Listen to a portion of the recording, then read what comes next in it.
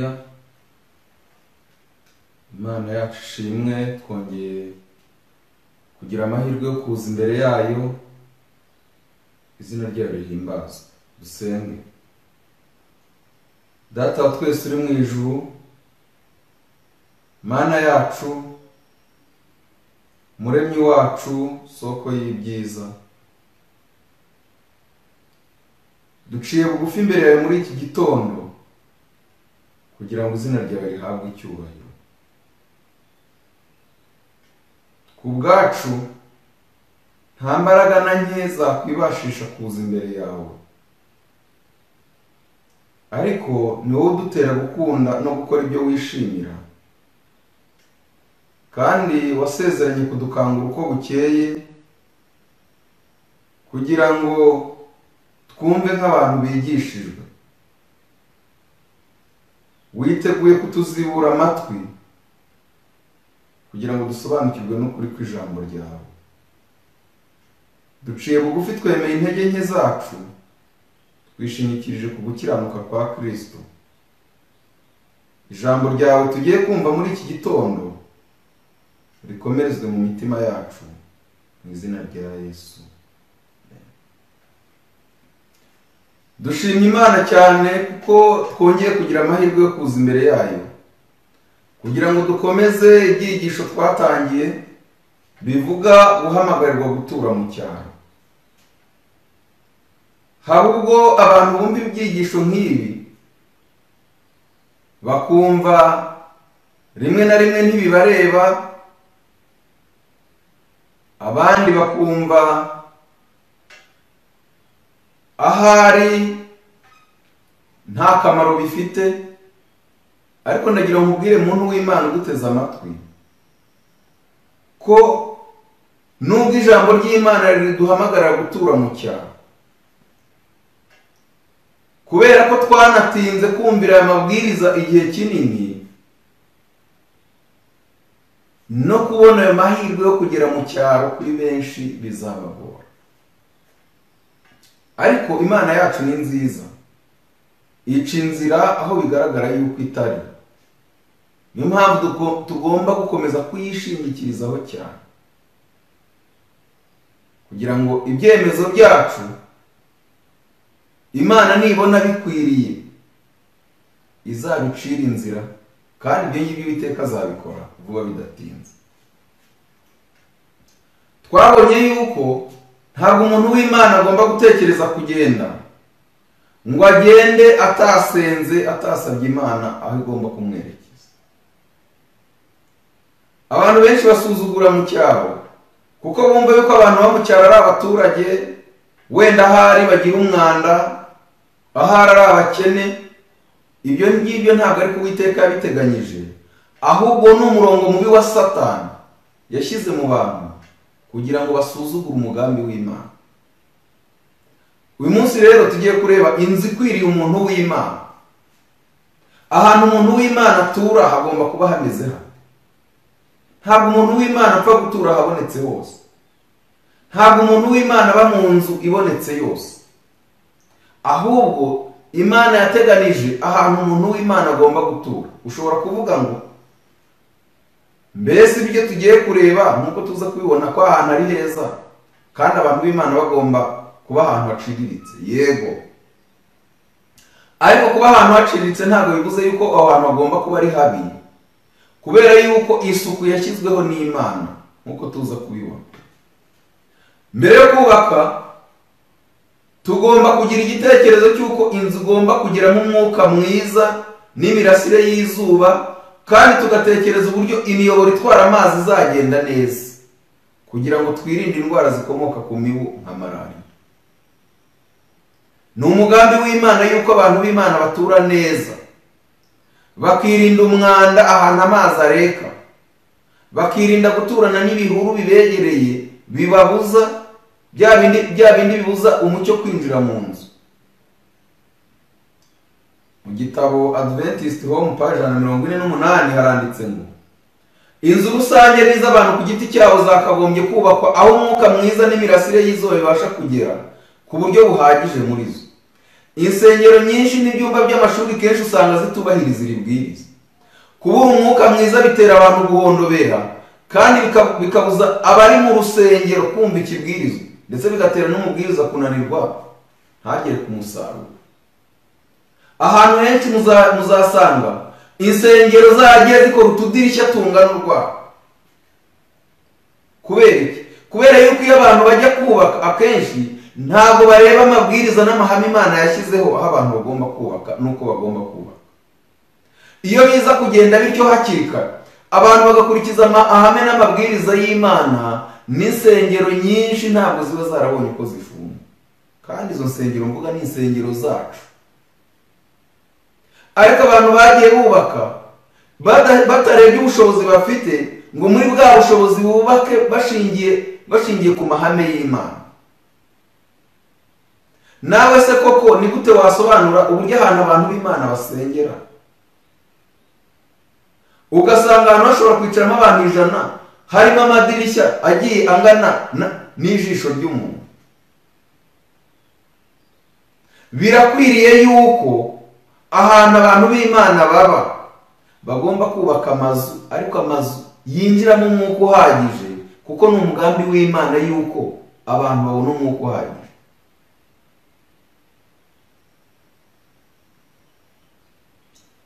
Amazu yose agenewe guturwamo n'abantu akwiriye kubakwa ahirengeye, ahataregama amazi kandi humutse. Nyamara iki kibazo cyitabwaho gake. Kurwaragurika, indwara zikomeye n'impfu nyinshi biterwa no gutura ahantu hari ubukonje, na malaria ahantu haciye bugufi, no kubura amahoro bitewe n'indwara. Abantu benshi iyo bajya kubaka ntabwo batekereza kuri ibi bintu. Ukabona umuntu atuye mu gishanga neza. Ntabwo umuntu w'Imana yagenewe gutura ahantu habi nk'aho. Ibyumba byo kuryamamo bikwiye kuringanizwa mu buryo butuma umwuka uzamo undi ugasohoka ku manywa na nijoro. Nta cyumba gikwiriye kuryamwamo keretse kibasha gukingurwa buri munsi kugira ngo umwuka w'umucyo w'izuba bikizemo. Umwuka n'umucyo w'izuba bikizemo.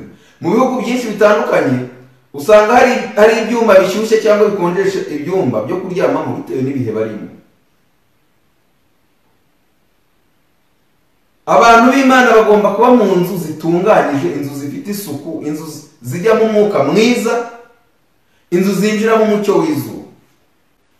Icyumba cy'abashyitsi kimwe n'ibindi byumba gikwiriye kugira umwuka uhagije kandi kigerwamo imirasire y'izuba, kikagira n'ibindi byangombwa byo gutuma hashyuha n'ibyumutse ubukonje buba mu byumba bidakoreshwa cyane. Nubwo harimo ibigo bigaragara yuko ushobora gukoreshwa mu bihugu bikonje, ariko no mu bihugu byacu ntabwo icyumba cy'abashyitsi kigomba kuba icyumba kitagiramo umucyo. Kandi impamvu ibi ngibi bitureba twese ni uko ubu butumwa ntabwo buri kureba bari mu Rwanda gusa, kuko hari benshi badukurikiye bari mu mahanga. Uwo ari we wese uryama mu cyumba kitageramo izuba cyangwa mu buriri butashyuhijwe cyangwa bugerwemo n'umwuka mwiza aba ashyize ubuzima bwe mu kaga ndetse n'imibereho ye yose. Abafite abantu bakuze bakwiriye kwibuka ko bakenera ibyumba bishyushye kandi bimeze neza uko barushaho kugera mu zabukuru, niko imbaraga zo kurwanya indwara zigabanyuka, bityo bigatuma barushaho gukenera izuba ryinshi n'umwuka mwiza. Uyu ni umucyo Imana iduhaye. Umuntu wese ufite umuntu ukuze, ntabwo umuntu ukuze agomba kuryama mu cyumba gikonje. Niba twebwe bigaragara yuko tudashyushya amazu nk'uko bigenda i Burayi cyangwa muri Amerika, ariko umuntu ukuze agomba gushyirwa ahantu, agomba kuryama ahantu icyumba kigiramo umucyo.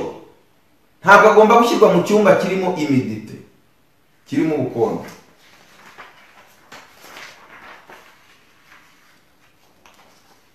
Tugomba kwirinda mu buryo bushoboka bwose gutura ahantu h'akajagari, ahantu h'urusaku ndetse n'aho tudashobora kubona umwuka mwiza. Adventist wo mu page 48 haranditse: niba dushaka ko ubuzima n'umudendezo byiganza mu rugo rwacu, twubake inzu yacu kure y'urusaku rwo mu miturire y'akajagari, maze twemerere umwuka mwiza uhembura winjire muri yo. Nimugakinge mu madirishya imyenda iremereye, ujye ukingura amadirishya n'imyenda iyakinzemo idatuma umuntu areba hanze. Ntugatume ibiti by'amatunda bizana igicucu ku madirishya, kandi ntugatume ibiti bibuza izuba byegera inzu. Izuba ribasha gutuma imitako na tapi bicuyuka, ariko rigatuma abana bagira ubuzima bwiza. Hari ingo nyinshi usanga abantu barubatse ukabona ibiti biri mu madirishya y'ibyumba bararamo, kandi ibyo bigakorwa abantu bakavuga ngo ni ubusirimu. Umusirimu wa mbere wemerwa n'ijambo ry'Imana ni uwumvira amahame yo muri Bibiliya n'umwuka w'ubuhanuzi. Ubundi busirimu bwose bunyuranye n'ubwo ni ubusirimu nk'ubwateye buteza abantu indwara. Tugomba kubaka ku buryo tugira imbuga izengurutse urugo, tukirinda ko ibiti n'indabyo byegera amadirishya y'inzu ngo bitabuza izuba kwinjira mu nzu. Mu gitabo Christian Temperance and Bible Hygiene, paji 7 haranditse ngo imbuga izengurutse urugo n'ibiti n'uduti duto tw'imitako tukaba duteye ku ntambwe nziza hagati yatwo n'inzu, tuzatera umunezero umuryango. Ndagira ngo byumvikane neza. Umuntu wese wubaka inzu agomba gutandukanya jardin, ahateye indabyo, ahateye ibiti, akabitandukanya n'inzu. Hagati yabyo n'inzu agomba gushyiramo espace, agomba gushyiramo umwanya, kugira ngo ibiti bitegera amadirishya, ibyatsi bitegera amadirishya, bigatuma umucyo utinjira mu nzu. Ariko ibiti n'uduti ducucitse tuzengurutse kandi dutwikiriye inzu dutera umwanda ku nzu, kuko bibuza umwuka mwiza n'imirasire y'izuba kwinjira mu nzu. Icyo bibyara ni ubukonje buhoraho mu nzu, humidity cyangwa se moisture, by'umwihariko mu gihe cy'imvura. Imana yifuza ko umwuka wacu n'ubugingo n'umubiri birindwa. Ibyo bizagerwaho igihe cyose twita ku byaremwe bizadufasha nabyo ubwabyo kuduha umwuka mwiza, maze imibiri yacu irindwe indwara binyuze mu kwibera mu byaremwe. Rwandiko rwa mbere Pawulo yandikiye Abatesalonike igice cya 5:23-24 haranditse: Imana naho ribeze rwose, kandi mwebwe ubwanyu n'umwuka wanyu n'ubugingo n'umubiri byose birarindwe, bitazabaho umugayo bw'umwami wacu Yesu Kristo azaza. Ibahamagara niyo kwizerwa no kubikora izabikora. Mu gitabo Ministry of Healing, paji 370, ubwo nirengera ubuzima, mu gitabo cy'icyongereza paji 370 haranditse: Imana ikunda ibyiza, yambitse isi n'ijuru ubwiza, kandi nka se w'abantu bishimira. Imana inezezwa no kubona abayo bishimira ibyo yaremye. Yifuza ko mu ngo zacu harangwa n'imitako y'ibyaremwe. Hafi y'abatuye icyaro bose, uko baba bakennye kose, bashobora kuzengurutsa inzu yabo utwatsi twiza duciriritse, ibiti bike byo kuhatera amahumbezi, uburabyo n'ibiti bihumura neza iyo byakuze. Ndagira ngo byumvikane. Tubonye yuko ibi bigomba kuzenguruka inzu, ariko ntibigomba kwegera inzu. Twabonye imbere yuko buri nzu igomba kuzungurukwa n'imbuga, noneho hirya yayo hagaterwa ibiti bishobora gutera amahumbezi. Ibyo byose byatera urugo kugaragara neza no gutuma abantu bakunda kureba ibyaremwe, bibatera umunezero, kandi bigatuma mu rugo bashyikirana kandi bakagirana umushyikirano n'Imana. Gutura heza dukurikije amahame y'Imana bituma dushyikirana ubwacu kandi tugashyikirana n'Imana. Tugomba kwimenyereza kugira ibikoresho byo mu nzu byoroheje. Haba ubwo umuryango ugura ibikoresho bihenze cyane, aho kubatera umunezero bikabatera impagarara. Ibaze nawe ibisorori bihenze n'amasahani ahenze cyane by'amadongo biremereye, igihe umukozi agiye kubyoza agahura n'ibyago akamena kimwe, bitera impagarara mu rugo. Urugo rufite abana ntirukwiye gutunga ibikoresho byo mu nzu bimeneka ubusa, kandi bishobora kwangiza no gukomeretsa igihe bimenetse. Ugasanga ahantu hose hateguye ibintu by'ibirahuri bishobora kwangiza. Urugo rufite ibintu bihenze, rufite amasahani aremereye y'amadongo n'ibisorori byaguzwe menshi, hahora impagarara mu rugo. Mutekereze namwe iyo ibyo bintu bimenetse, umuntu ashobora kugenda akanyerera akikubita hasi, uri kubyoza nawe ashobora kubitereka nabi bikameneka. Iyo ibintu bimenetse mu rugo ntabwo bitera umunezero, ahubwo biteza impagarara. Nyamara kenshi mu ngo z'abantu b'Imana, bitewe n'ubushobozi bafite, usanga ari byo bintu bakoresha. Nyamara ijambo ry'Imana riratugira inama ngo nimukoreshe ibintu biciriritse, ibintu bitameneka ubusa. Kubera ko ntabwo wajya gutura mu cyaro ngo ugende ujyanye mu madongo n'ibyo birahure biremereye, n'ibyo bintu bimeneka ubusa, ubizi neza yuko ikizangirika kugisimbuza bizakugora. Ministry of Healing page 367 baranditse, akamenyero kacu gasanzwe katubuza umunezero mwinshi n'imigisha myinshi, katubuza kubaho turi ingirakamaro mu buryo bushoboka bwose. Gushyira mu nzu ibikoresho bihanitse kandi bihenze ntabwo ari ukwaya gusa amafaranga, ahubwo bigutera kugira amakene menshi ndetse bikaba inkomoko y'amaganya ahoraho.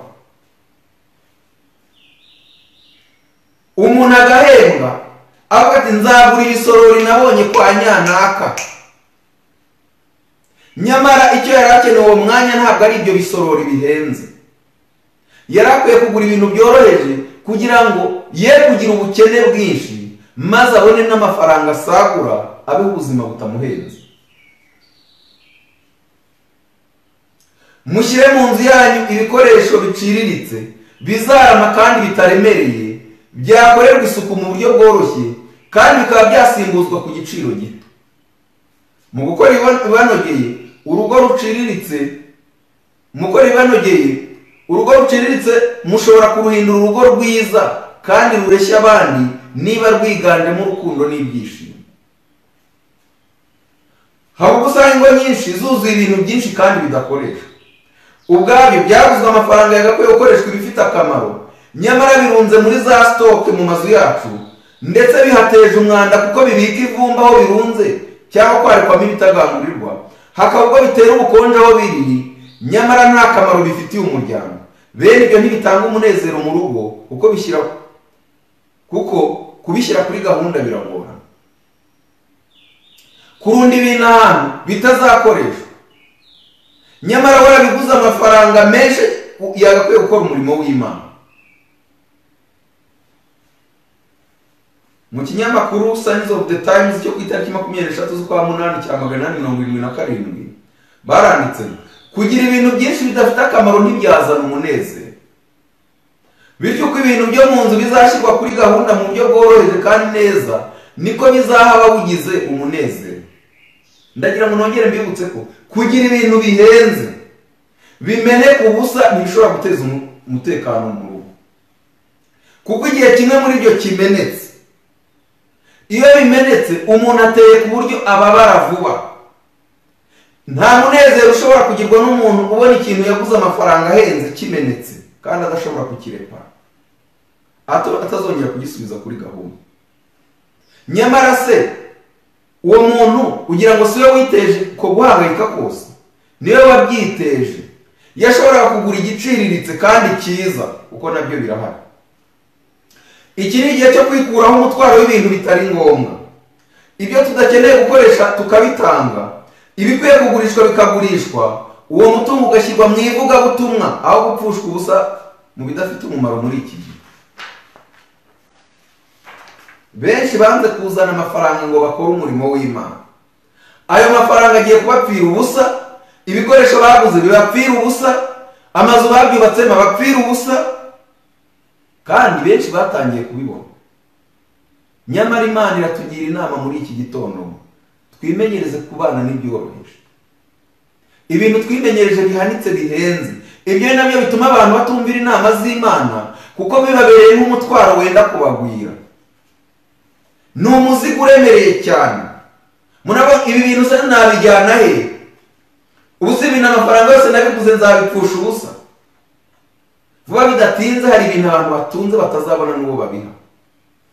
Dukwiye kwirinda umwuka wo kurushanwa cyane, cyangwa kwigana ibyo tubona n'abandi mu ngo zabo, kuko benshi muri bo batazi amahame yo gukiranuka n'uburyo Imana igira inama abana bayo kuba mu mutuzo no gutunga ibyo bakeneye gusa.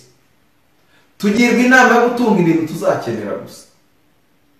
ibintu biciriritse, ibintu bidahenze, ibintu bitadusaba amafaranga menshi, kandi ibintu bitameneka ubusa. Signs of the Times yo kuwa 23 z'ukwa munani cya 877 haranditse: ubuzima buhemukira cyane kandi bugatera agahinda abantu benshi bihimbira ingorane. Mu kwihatira kwigana abandi ibyo bakora ibikorwa bidakenewe.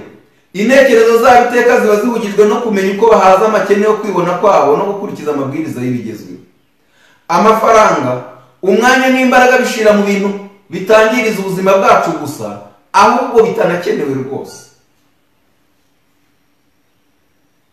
Iyo amafaranga yabigiyeho yarakoreshejwe kubw'umugambi mwiza wo gukiza imitima, umurimo w'Imana warateye imbere biruseho. Abantu benshi cyane barahagizwa n'ibyo bibwira ko ari iby'ingenzi cyane mu buzima, ariko kugira ngo babigereho bagatanga ubuzima bwabo, imbaraga zabo n'amafaranga menshi. Ibyo bintu byose abantu baba babitunze bararaye badasinziriye. Ari amafaranga bakoreye amanywa nijoro, ariko ku musozo bakazabona yuko ibyo bintu batunze ntacyo bizaba bikibamarira. Umwuka mubi wo guhangana, abantu basa nkaho bari mu kigero kimwe mu butunzi, guhangana mu kwiyerekana mu myambarire no mu byo batunze mu nzu, nibyo biberamo. Ijambo urugo ryarahindanijwe ku buryo risigaye risobanura ubwinshi bw'ibintu n'imitako myiza n'amarangi asize ku nkuta z'inzu. Mu gihe abagize umuryango babayeho mu muhangayiko mu bwenge, bafite umuhangayiko uhoraho kugira ngo buzuze ibigezweho bibasaba mu mashami yose y'ubuzima. Abantu benshi batunze ibya mirenge, ariko ntibaryama ngo basinzire. Nta n'urukundo n'umunezero byabazanye. Hari benshi bari mu mazu ahenze, umugabo n'umugore batagendana mu modoka. Umwe afata imodoka ye, undi agafata iye, bakagenda batavugana. Bashaka kugira icyo bavugana, umwe yohereza undi message. Uko niko bafite ibitanda binini cyane bingana n'icyuma, umwe aryamye iriya, undi aryamye iriya. Abantu bakamera nk'aho bagize divorce mu ngo zabo, nyamara ibyo byose byarakomotse ku bwinshi bw'ibyo batunze. Imiryango myinshi ikeneshejwe no guhora yigana ibiri mu ngo z'abandi, aho usanga urugo rufite firigo 3 cyangwa enye zitagira ibyo zishyirwamo, amamodoka aparitse yishyurwa za assurance buri kwezi kandi ntaho zijya, kwishyura abakozi mu rugo benshi kandi hari abana bakuze babasha gufatanya nabo imirimo, gukodesha inzu nini y'ibyumba byinshi nyamara utanabikeneye, kwaka amadeni muri banki yagurwa ibidafite umumaro cyangwa kubakwa amazu manini adakenewe n'ibindi bitari ngombwa. Ibyo nibyo byashize abantu mu bukene, ku buryo umuntu ahembwa akabona atashobora gutanga 1/10 n'amaturo, kubera yuko yishyize mu bubata bw'ibitari ngombwa. Niyo mpamvu abantu barabaza ngo mbese tuzagirwa inama ryari ukuntu tuzagurisha ibyo dutunze? Nta yindi nama mukeneye, uyu munsi Imana itanze inama ngo nimwikureho ibitari ngombwa.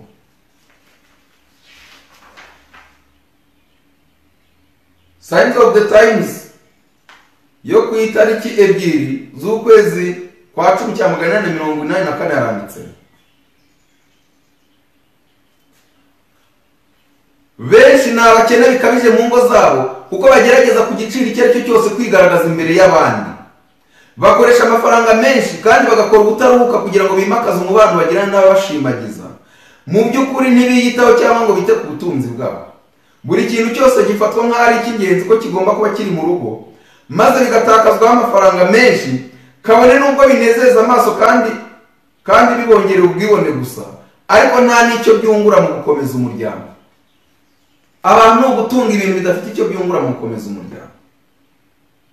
Umuntu akaba atunze firigo nyinshi mu nzu zikonsoma umuriro w'amashanyarazi, nyamara asashyiramo. Akaba atunze ibyuma bishyushya ibyo kurya mu buryo ubwo aribwo bwose, akoresheje za micro-onde byo gukonsoma umuriro w'amashanyarazi, agahora ku nkeke.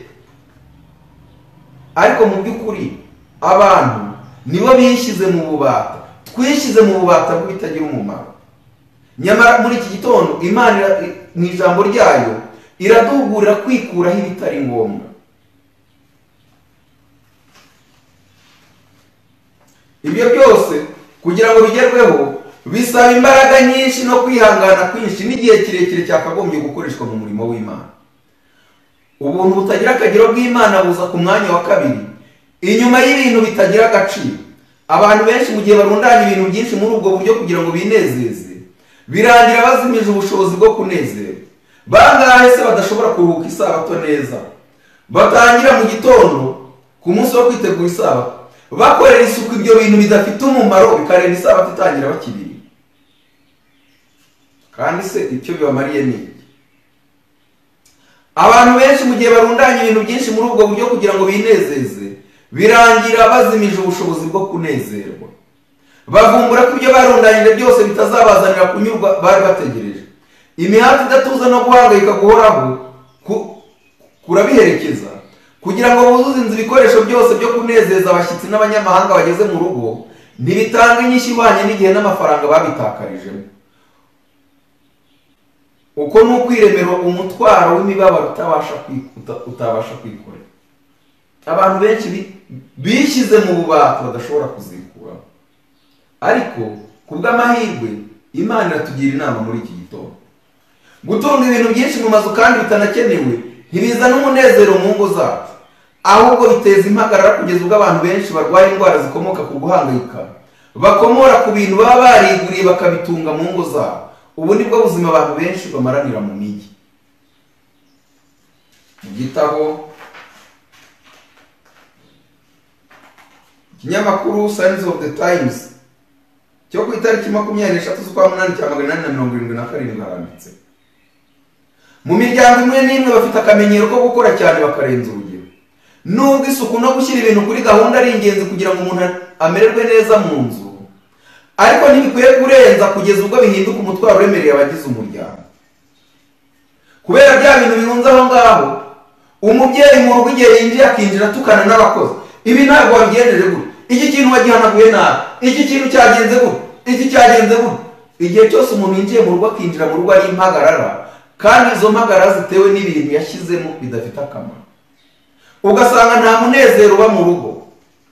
Umubyeyi w'umugabo yataha agasanga umugore ararakaye arenda guturika. Yabitewe n'iki? Asanze bamenye ya dongo iremereye. Urugo rwose rugahangayikishwa n'idongo, kandi idongo yabuzwa n'amafaranga bakoreye.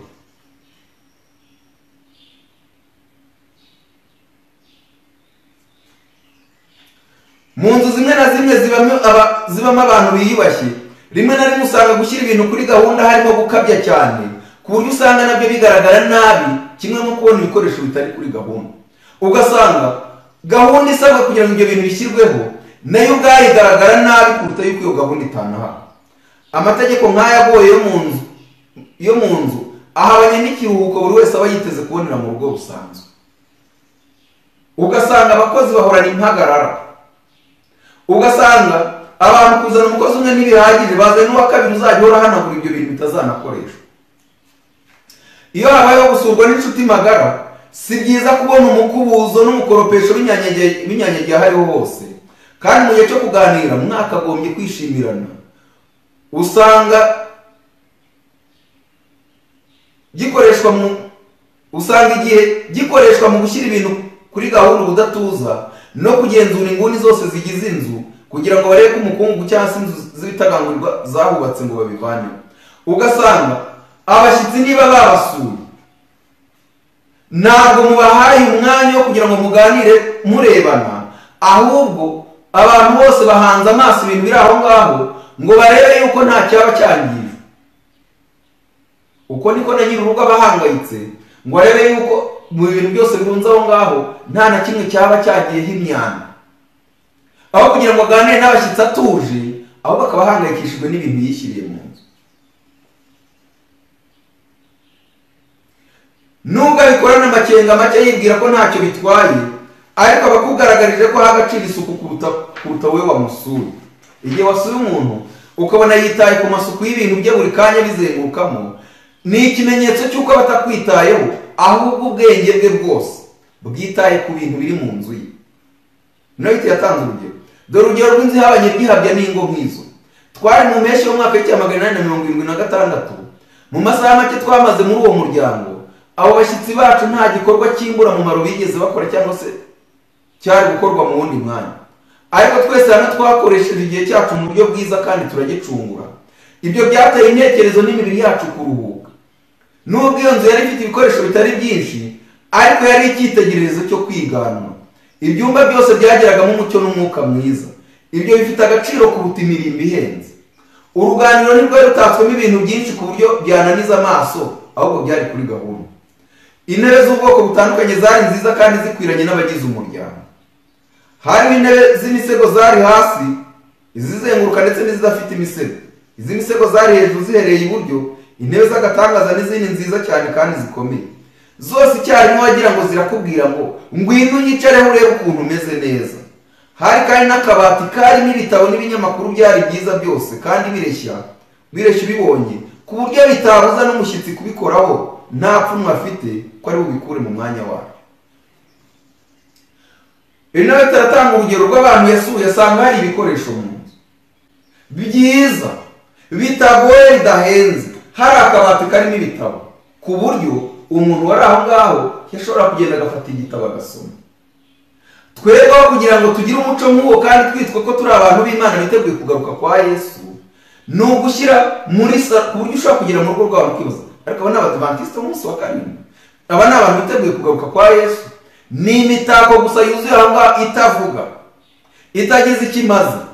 Nyamara twagirwa inama nziza yo gushyira mu rugo ibintu biciriritse byiza n'akabati karimo ibitabo, ku buryo umushyitsi naza akifuza igitabo, akifuza urugo rwa Gikristo akibonamo, akifuza inama zigirwa itorero akazibonamo, akifuza arengera ubuzima akayibonamo, akifuza imigani ya Kristo akayibona, akareba uwifuzwa ibihe byose, akareba kugana Yesu. Dufite ibintu byinshi byiza Imana yaduhaye dukwiye gushyira mu nzu zacu kuruta gushyira imitako idafite akamaro.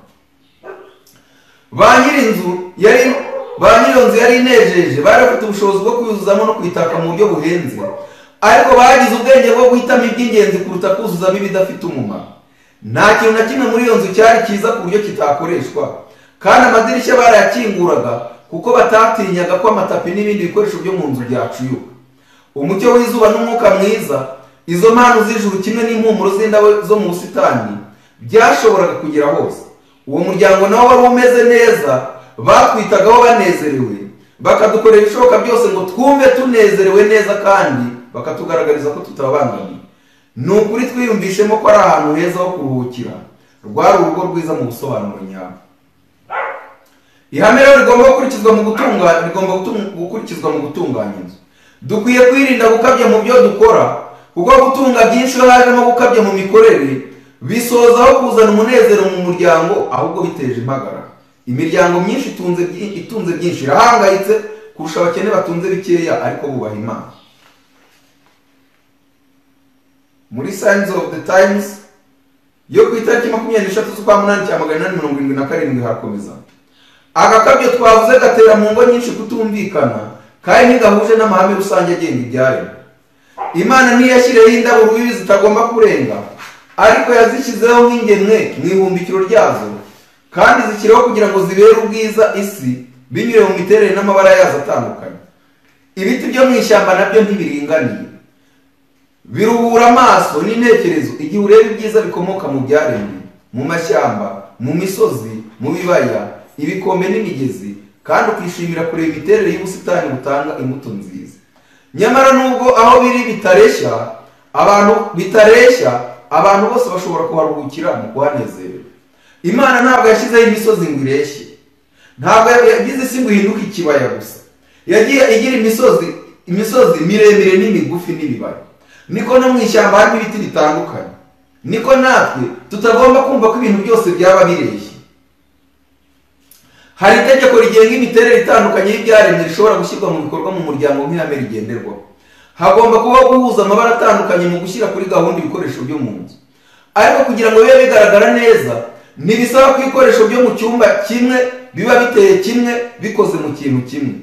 Ibiramambu bibereye ijisho ko ubwiza bw'ibintu byinshi biri hamwe bugaragazwa no gutandukana kwabyo. Ngo nugera mu nzu usanga ibintu byose bikoze muri ribu, ngo usange byose biri mu ibara ry'umukara cyangwa ry'umweru gusa. Oya, ntihabeho amabara atandukanye, kuko ibyo ubwabyo bigaragara neza kandi ntibinaniza amaso. urugo rugomba kuba runejeje kandi ruciye bugufi, rutarangwamo ibikoresho bihenze cyangwa by'agakabyo. Umunezero ntuzaharangwa n'imyifato y'abawugize idahuza n'ubushake bw'Imana. Umunezero ugomba kurabagirana mu nzu hose hashingiye ku kumvira amahame y'Imana. Signs of the Times yo kwa 2/10/884 haranditse: ababa mu nzu bagomba kuba mu byumba bigeramo izuba kandi byiza, kandi bagomba kugira ibikoresho bisa neza. Ibi bizatera urugo kureshya abarubamo n'inshuti zabo zishobora kugira icyo zibungukira kandi nabo bakazungukiraho. Igihe mutegura aho gutura rero, mugomba kwita ku gukomera no kumererwa neza kw'abana. Signs of the Times yo kwa 2/10/884 haranditse: kunyurwa n'umunezero by'abana mu muryango ntibishingiye ku bintu bihambaye cyangwa se ku bikoresho bihenze, ahubwo bishingiye ku rukundo rwimbitse no kwitabwaho guhoraho kw'ababyeyi babo. Inkuta z'inzu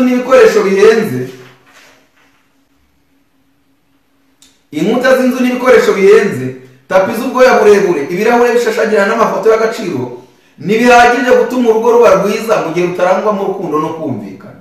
Iryo zina ryahawe umugisha ntirishobora kwitwa ayo mazu y'amagorofa atarangwamo umunezero. Umuryango ntabwo witwa umuryango kubera yuko harimo wuzuyemo ibintu bidafite umumaro. Oya, mu miryango nk'iyo kwita ku bana no kubakomeza nicyo kintu cya nyuma batekereza. Abana birengagizwa na nyina, aho amarira igihe hafi ya cyose mu kwita ku bigaragara no guhaza ibisabwa n'abakomeye. Intekerezo z'abana ntizikura nk'uko bikwiriye, biga akamenyero kabi maze bagahinduka abanebwe n'abatanyurwa. Nta munezero na muke babonera mu rugo rwabo iyo babonye uburyo bahunga uruziga rw'umuryango wabo batagitangirwa n'icyitegererezo n'inama z'abagize umuryango, ntibatindiganye kwirundurira mu isi. Abana benshi bo mu ngo zigaragara nk'abakomeye ntabwo banezezwa n'ibyo bintu birimo kuko byahawe umwanya kubaruta. Imiryango myinshi ntimenya impamvu abana babo bananiranye. Ababyeyi bubaka amazu bagashyiramo uruganiriro rw'abakuru maze abana nabo bakagira urwabo. Iyo abana batumva ibiganiro by'ababyeyi babaho bigenga, bagakururwa n'ibyo bareba mu mafilime na za televiziyo n'ibyo bumvanye abakozi. Abana bagakura ari ba nyamwigendaho, nta rukundo rw'ababyeyi bazi, maze ababyeyi bakibwira ko bafite abana bazakurana uburere bwiza, nyamara ahubwo bazahinduka babi, nyamara barabikwiye ku kutitabwaho n'ababyeyi bikomotse ku gutunga ibya mirenge. Iyo ababyeyi batakiriho, abo bana kuko batazi imiruho n'inkomoko y'imitungo y'ababyeyi barabyaya, kandi nabyo bikabahindukira umutego bazagwamo bakabura ubugingo buhora. Ngo kuko abana benshi kubera kubaho mu miryango ya gikire irenze urugero, ba bantu batunze ibyo bintu bisoza mu bihugu byinshi bagiye kuba mu ngo zirera abasaza kandi barabyaye, kubera yuko ntibigeze bita ku bana ari bato. Bumvise yuko babaha amafaranga cyangwa bakajya kwiga mu mahanga. Icyo abana bagomba guhemba ababyeyi ni uko ababyeyi nabo bagomba kujya kuba mu miryango irera abashaje, abana bagasigara baya ya mafaranga ababyeyi bakoreye. Luka 10:12 haranditse: Yesu arababwira, mwitonde kandi mwirinde kwifuza kose, kuko ubugingo bw'umuntu butava mu bwinshi bw'ibintu bye. Muri manuscript ya 43 yo mu 494 haranditse: ntukabwire abana nk'uko numvise ababyeyi benshi bababwira bati, nta mwanya mufite mu ruganiriro, ntimwicare kuri izo ntebe z'imifariso kandi ntimwicare kuri tapi. Maze igihe bagiye mu kindi cyumba bakababwira bati, ntitwakwihanganira ko mudusakuriza, musohoke. Bajya mu gikoni umutetsi ati, sinshaka ko musakuriza, musohoke mujye gusakuriza ahandi, ndambiwe kungora kwanyu. Muri ubwo buryo mwumva uburezi abana babukomora he? Nta handi ni mu muhanda. Ndagira ngo iki kintu tugitekereze neza. Ababyeyi benshi babwira abana ngo ntidushaka kwicara namwe muri salo. Abana bajya mu cyumba bati, muradusakuriza mu cyumba. Abana basohoka bajya hanze basanga umukozi utetse ati, murambuza guteka. Abana iyo bamaze kubona hose nta mwanya bafite, ni uguhita basohoka bakigira ku muhanda. Ngiyo imibereho irangwa n'abanyamujyi. Abantu batunze ibintu byinshi ariko nta munezero babifitemo.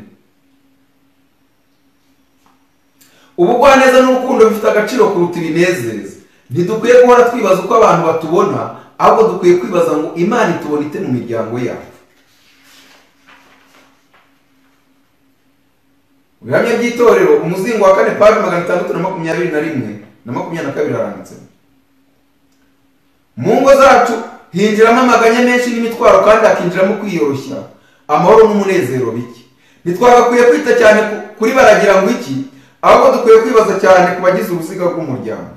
Ntitugomba gushaka kwigaragaza no kwiyerekana bigaragarira mu kwisanisha n'ab'isi, ahubwo tugomba kwimakaza ubugwaneza, urukundo, umunezero n'urugwiro rwa Gikristo mu bagize umuryango.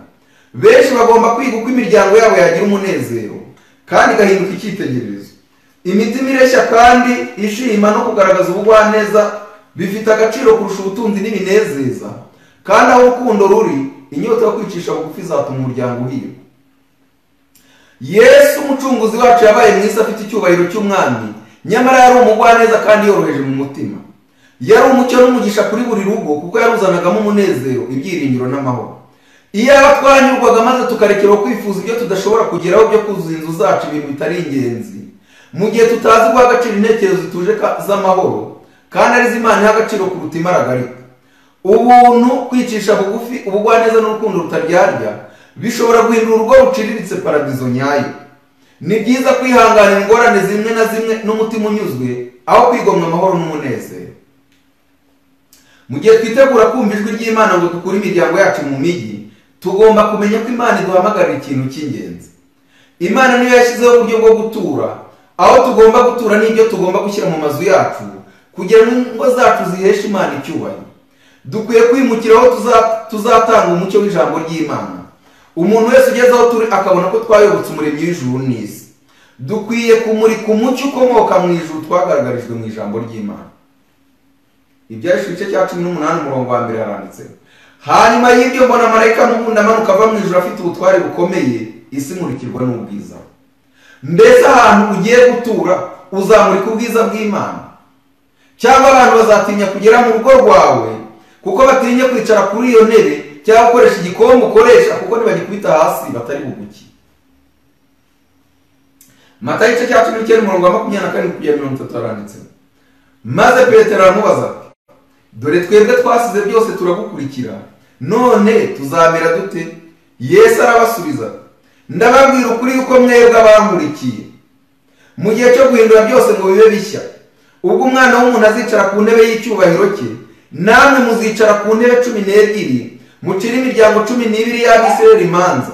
Umuntu wese wasize urugo cyangwa bene se cyangwa bashiki be cyangwa se cyangwa nyina cyangwa abana cyangwa amasambu ku bw'izina ryanjye, azahabwa ibiruta inshuro 100, kandi azaragwa n'ubugingo buhoraho.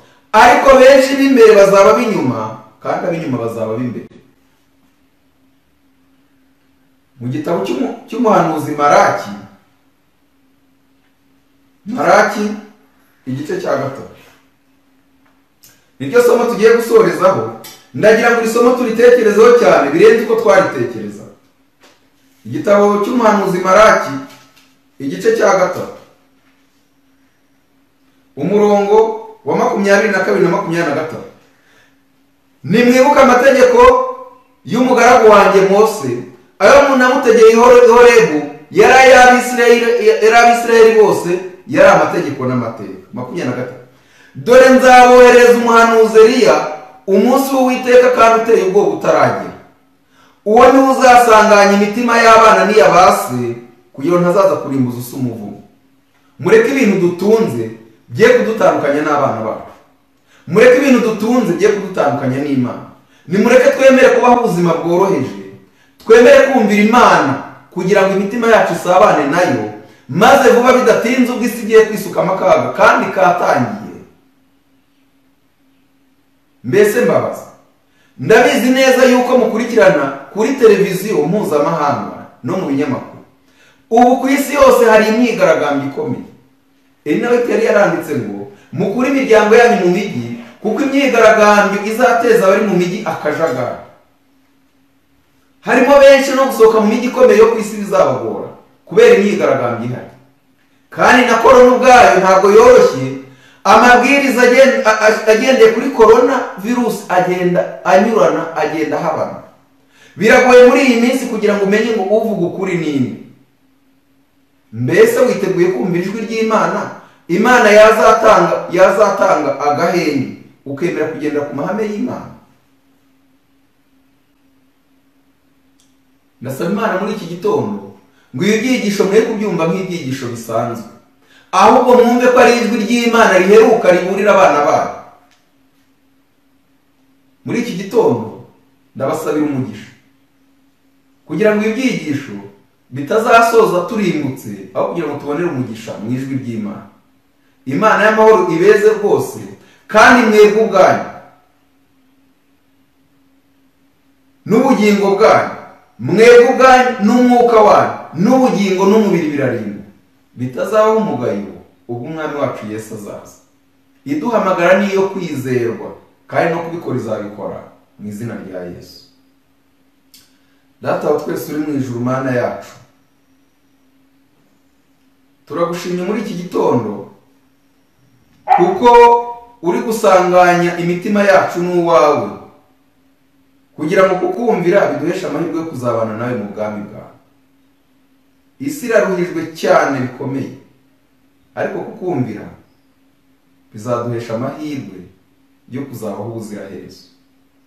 Duciye bugufi ngo ijambo ryawe Mwuka w'Imana rikomereze mu mitima yacu, maze udushyireho ikimenyetso cyawe, kandi ku iherezo ry'ubu buzima tuzabane mu ngoma itazahanguka. Urakoze kuko wumva gusenga kwacu, kandi witeguye kudufasha mu izina rya Yesu.